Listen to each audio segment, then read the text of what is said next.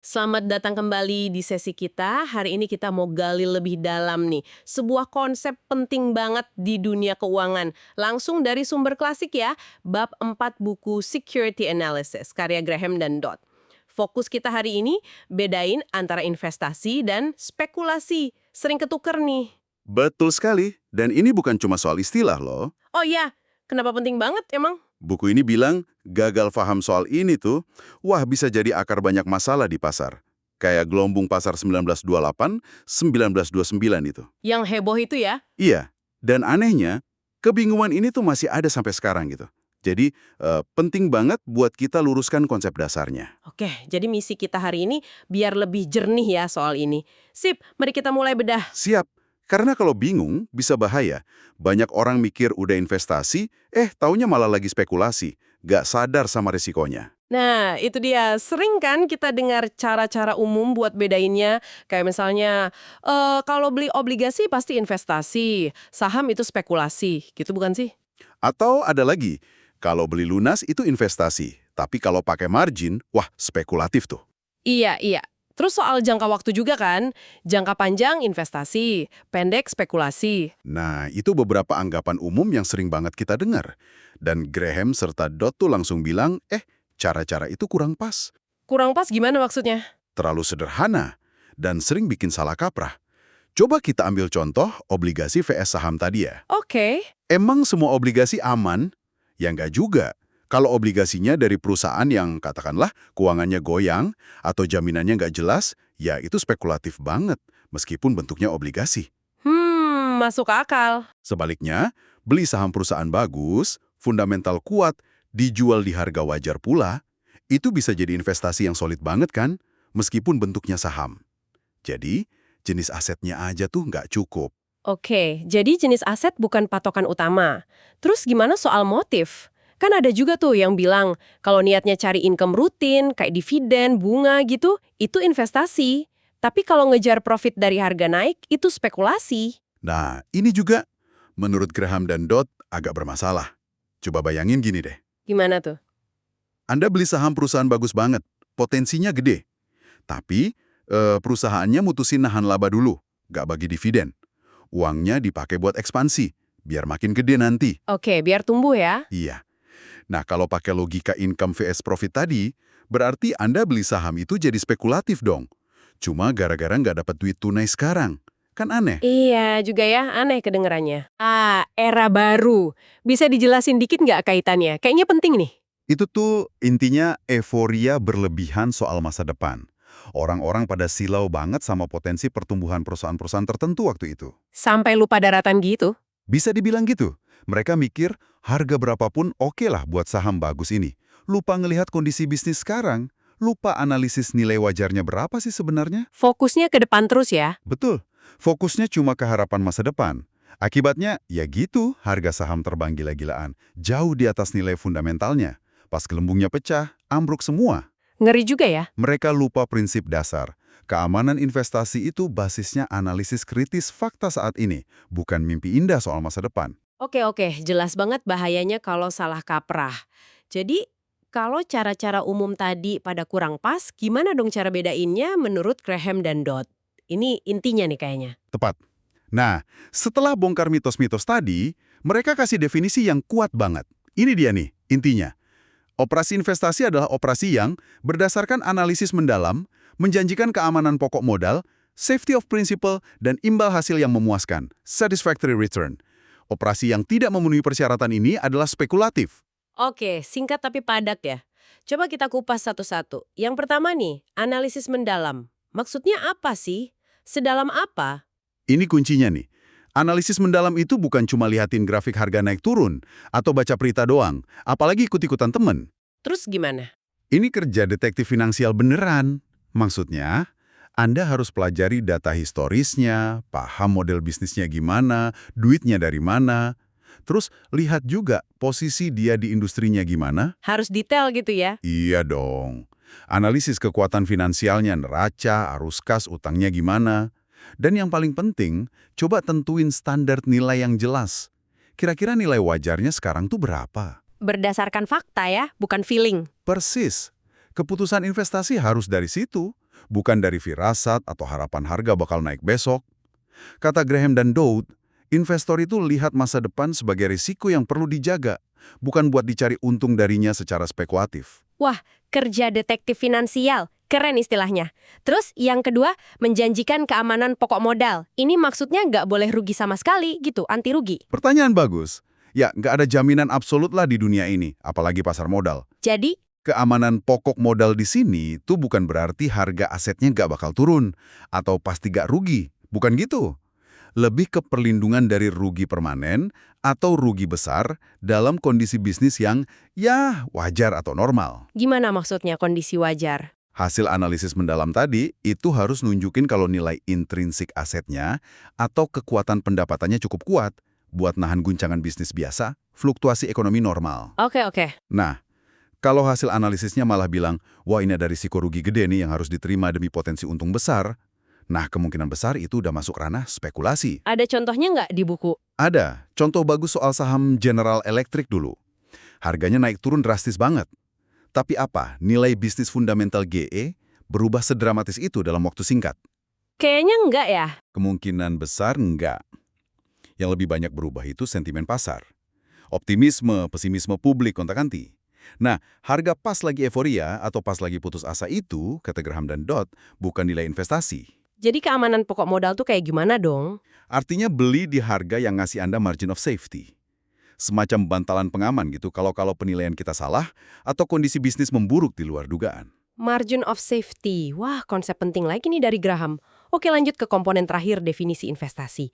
Imbal hasil yang memuaskan. Ukurannya apa nih? Siapa yang nentuin memuaskan? Nah, ini emang yang paling subjektif.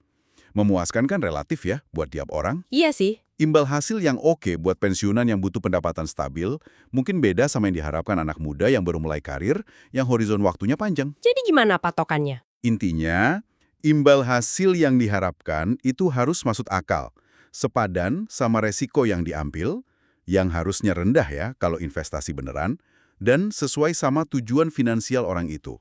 Oke. Dan penting juga dicatat nih, Graham dan Dodd bilang imbal hasil itu mencakup dua hal.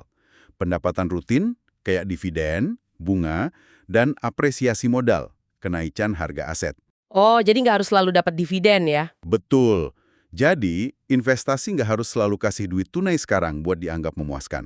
Pertumbuhan nilai modalnya sendiri itu juga bentuk imbal hasil yang sah dalam kerangkaan ini. Jelas banget sekarang. Jadi, investasi itu butuh riset detektif, analisis mendalam, cari aman modal dari badai wajar, keamanan pokok modal, dan hasilnya sepadan, imbal hasil memuaskan, bisa income atau pertumbuhan nilai.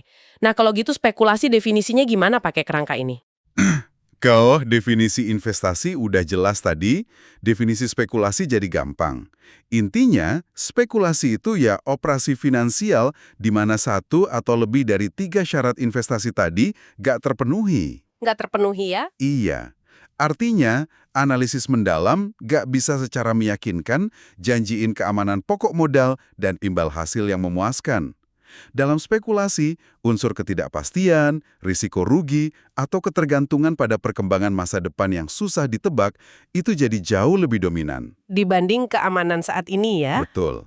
Spekulator itu seringnya bertaruh pada perubahan besar. Entah nasib perusahaannya berubah, sentimen pasar berubah, atau kondisi ekonomi makro berubah. Sesuatu yang beda banget dari proyeksi data masa lalu dan kondisi sekarang.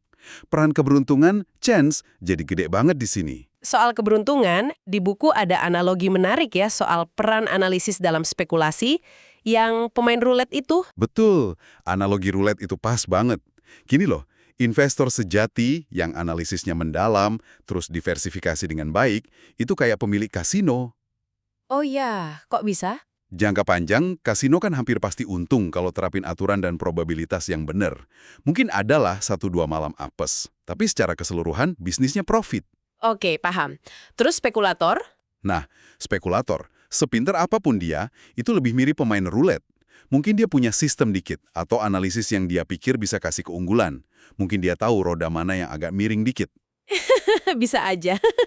Tapi tetap aja, hasil tiap putaran itu sangat tergantung keberuntungan. Analisis mungkin bisa bantu dikit di spekulasi, tapi nggak akan bisa ilangin unsur untung-untungan yang dominan itu. Jadi analisis nggak sepenting di investasi ya?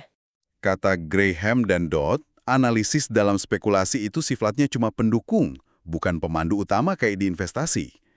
Analis itu cuma bisa ngomong dengan yakin kalau faktor keberuntungannya itu subordinat, nggak dominan. Wah, menarik. Jadi makin besar peran untung-untungan, makin kecil nilai analisisnya ya. Pembedaan penting nih. Terus, apa Graham dan Dodd lihat ini hitam putih aja? Investasi versus spekulasi, nggak ada di tengah-tengah. Mereka akui ada spektrumnya kok. Nggak semua investasi sama bagusnya, nggak semua spekulasi sama jeleknya. Oh gitu, ada tipe-tipenya. Iya, mereka sebutin beberapa tipe. Misalnya, ada investasi bisnis, kayak kita bikin usaha sendiri gitu. Kan perlu analisis pasar mendalam tuh. Terus, ada investasi gaya analis. Nah, ini yang paling pas sama definisi ketat tadi, biasanya soal sekuritas. Terus kalau spekulasi? Ada spekulasi cerdas. Ini spekulasi yang sadar resiko. Mungkin ada analisis dikit, dan pakai modal yang emang siap kalau hilang. Terus ada spekulasi tidak cerdas. Nah, ini yang bahaya. Ikut-ikutan doang, tanpa analisis, kayak judi buta aja. Oke, jadi ada gradasinya ya? Ya, dan yang lebih menarik lagi nih, mereka bilang, seringkali dalam satu harga sekuritas itu bisa ada dua komponen sekaligus, komponen investasi dan komponen spekulatif. Ini konsep kuat banget. Dua komponen dalam satu harga. Gimana tuh maksudnya? Balik lagi ke contoh General Electric tadi ya. Misal aja. Hasil analisis bilang nilai wajar saham GE itu $25 per lembar. Berdasarkan aset dan laba sekarang. Ini komponen investasinya. Oke, nilai realnya ya? Iya, tapi mungkin pasar lagi optimis banget soal masa depan GE, jadi harganya diperdagangkan di $38. Nah, selisih $13, $38 dikurang $25, itu menurut Graham dan Dodd adalah komponen spekulatifnya. Oh, jadi harga yang kita bayar itu bisa jadi campuran ya? Betul. Harga $13 itu kita bayar bukan buat nilai saat ini, tapi buat harapan pasar akan masa depan yang lebih cerah itu. Wah, ini cara pandang yang beda banget. Jadi pas kita beli saham, kita mesti mikir, berapa bagian harga ini buat nilai real sekarang, berapa bagian buat harapan pasar. Gitu ya? Persis. Paham soal pemisahan ini penting banget buat kelola resiko. Kalau Anda beli saham yang mayoritas harganya itu komponen spekulatif, ya Anda harus sadar, resikonya lebih gede. Harganya kan bergantung banget sama harapan masa depan yang belum tentu kejadian. Sebaliknya. Kalau beli di harga yang dekat atau bahkan di bawah nilai investasinya, nilai intrinsik, nah Anda punya margin of safety yang lebih lebar, lebih aman lah. Oke. Kita udah kupas tuntas nih, inti bab 4. Dalam banget ya pembahasannya. Jadi, kalau dirangkum nih, investasi sejati ala Graham dan Dodd itu soal proses ya, analisis mendalam, fakta sekarang, pastiin ada perlindungan modal dalam kondisi wajar, dan cari hasil yang memuaskan dan realistis. Sementara, spekulasi itu lebih ketaruhan pada harapan masa depan. Analisis cuma pendukung, risiko lebih gede. Nah, pertanyaan besarnya nih, terus apa artinya semua ini buat Anda, pendengar kita, dalam prakteknya sehari-hari? Implikasinya praktis banget loh. Ini bukan teori doang. Paham bedanya ini bakal ngubah cara Anda lihat tiap keputusan finansial di pasar modal. Ngubah gimana aja tuh? Pertama, cara Anda lihat aset. Apa Anda lihat saham itu kayak punya bisnis beneran yang nilainya bisa diukur atau cuma kayak tiket lotre aja? Beda banget ya cara pandangnya. Kedua, riset yang Anda lakukan. Apa cukup lihat grafik sama dengar gosip? Atau Anda jadi terdorong buat jadi detektif finansial tadi? Ketiga, Ekspektasi Anda. Ngarep untung cepat semalam, spekulatif, atau fokus ke pertumbuhan nilai jangka panjang yang didukung kinerja bisnis, investasi. terakhir. Pengelolaan risiko. Anda sadar nggak porsi investasi dan spekulasi di tiap aset yang Anda pegang? Tahu nggak Anda bayar buat apa sebenarnya? Wah, banyak ya implikasinya. Intinya sih, ini soal bikin keputusan yang disadari. Anda beli aset berdasarkan nilai yang bisa dipertanggungjawabkan lewat analisis hari ini, atau Anda bertaruh pada cerita indah soal hari esok. Nggak ada yang salah dengan spekulasi ya, asal... Asal dilakukan secara sadar, tahu risikonya dan pakai modal yang sesuai. Yang bahaya itu kalau kita merasa investasi, padahal sebenarnya lagi spekulasi. Itu jebakan Batman. Keputusan yang disadari, kata kunci bagus banget. Bedain nilai terukur sama harapan yang belum pasti. Nah, ini mungkin jadi bahan renungan penting buat Anda di rumah. Coba deh, luangkan waktu bentar. Pikirin lagi aset atau saham terakhir yang Anda beli. Atau yang lagi Anda incer sekarang. Renungan gimana nih? Coba tanya ke diri sendiri pakai kacamata Graham dan Dodd ini. Jujur ya, itu beneran investasi bukan? Udah didasarin analisis mendalam soal nilai dan keamanan modalnya saat ini? Atau jangan-jangan, kebanyakan alasannya lebih ke spekulatif, bertumpu pada harapan kondisi bakal berubah drastis di masa depan, biar harganya naik. Coba renungkan deh posisi Anda sendiri.